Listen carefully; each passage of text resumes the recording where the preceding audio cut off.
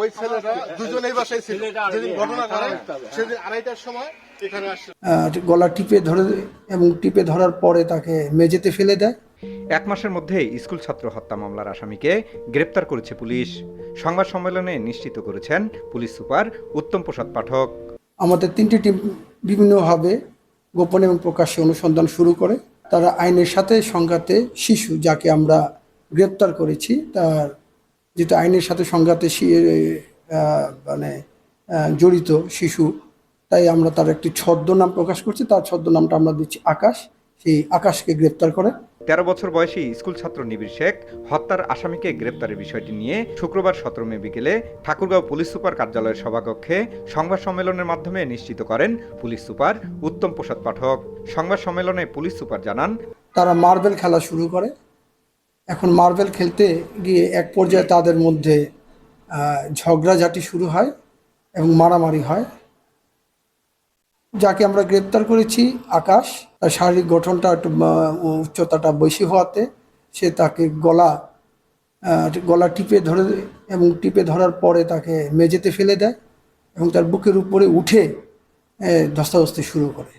এক পর্যায়ে যখন খুব জোরে তার গলা চাপ দিয়ে ধরে, তখন ভিকটিম নিবির শেখ জ্ঞান হারায়।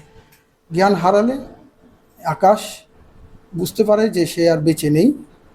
জেলা শহরের সালান্দর মাদ্রাসা পাড়ার ওমান প্রবাসী আব্দুস সালামের ছেলে নিবির গেল মাসের 18 তারিখে নিখোঁজ হয়। পরবর্তীতে পরিবারের পক্ষ থেকে সদর থানায় একটি সাধারণ ডায়েরি করেন নিবিরের মা শিল্পী খাতুন। তারপরেও নিখোঁজ শিশুটির সন্ধান পাওয়া যায়নি। দুদিন পর 20 এপ্রিল বাড়ির পাশে অর্ধগলিত নিবিরের লাশ ফেলে রাখা হয়।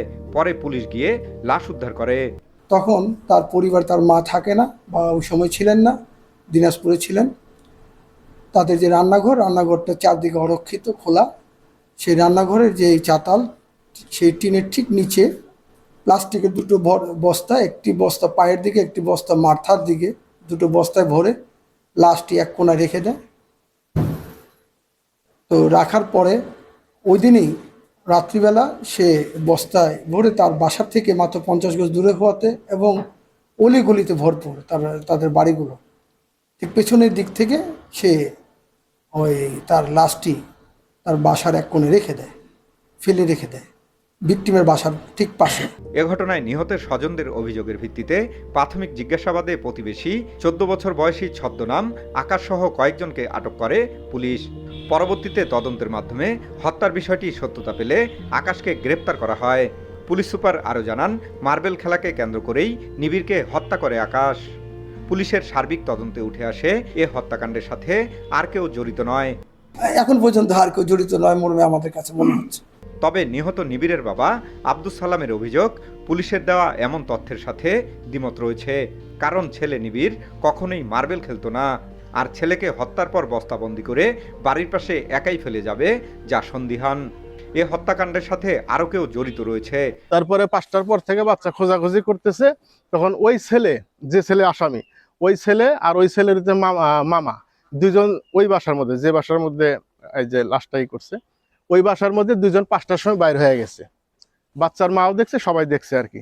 মানে সাজ্জাদ নাম ও আর যে আসামি আর কি, এই দুজন 5টার সময় বাসা থেকে বাইরে হয়ে গেছে। আবার বাসায় আসছে, আবার বাইরে হয়ে গেছে। মানে যেদিন ঘটনা, 18 তারিখের ঘটনা। আর ওই ছেলে বলতেছে যে আমি নিজে একা একা মাইরা থুয়ে আসছি, পিছনে সেদিনই থুয়ে আসছি। কিন্তু ওই লাশটা ওখান থেকে আনা সম্ভব না। ছেলেটার ওজন মিনিমাম 40 কেজি ওজন হবে, ওই যে ছেলেটা মারা গেছে আর কি। ওই ছেলের সম্ভব না, এর সাথে কেউ জড়িত আছে। আর প্রথম যে পুলিশ অ্যারেস্ট করছিল তখন 2জন করছিল। প্রথম যেদিন লাশ পাইছিল সাজ্জাদ আর হচ্ছে ওই ছেলেটা মাহিম আর ওর বাবা 3জনকে, কিন্তু ওর বাবাকে রেখে দিছে, 2জনে ছেড়ে দিছে। তারপর পরবর্তী আবার সে ডিবি ওই মাহিমকে ধরছে, নিয়ে গেছে, আবার ছাড়ছে, আবার যে গত রাতে ধরছে। ছেলে বলতেছে আর ওই মার্বেল খেলা নিয়ে, আমার ছেলে মার্বেল খেলেই না, এক ফুটবল খেলে, মার্বেলের সাথে কোনো সম্পর্কই নাই। আর যে জায়গাটা মারছে ওই জায়গাটা যে আপনারা একটু দেখেন, যে মাটির যে চুলা আছে ওই জায়গায় যদি মারে তাহলে ওই জায়গায় কিন্তু মেলা ভাঙচুর বা অনেক কিছু হইতো, এগুলা কিছুই নাই। আমার সম্ভবত বাড়ির ভিতরে মারছে, রুমের ভিতরে রাখছে। আর ওই ছেলে সম্ভব না, ওই জায়গা থেকে এই জায়গা লাশ একা আনা কোনো জিনিস সম্ভব না। তাই সঠিক তদন্তের দাবিও করেন তিনি। চিল্লাপাল্লা করতেছে, বাচ্চা পায় না। তখন এরা দুজন বাইরে হয়ে চলে গেছে, আবার পরে বলতে আবার আসছে এরা ভিতরে।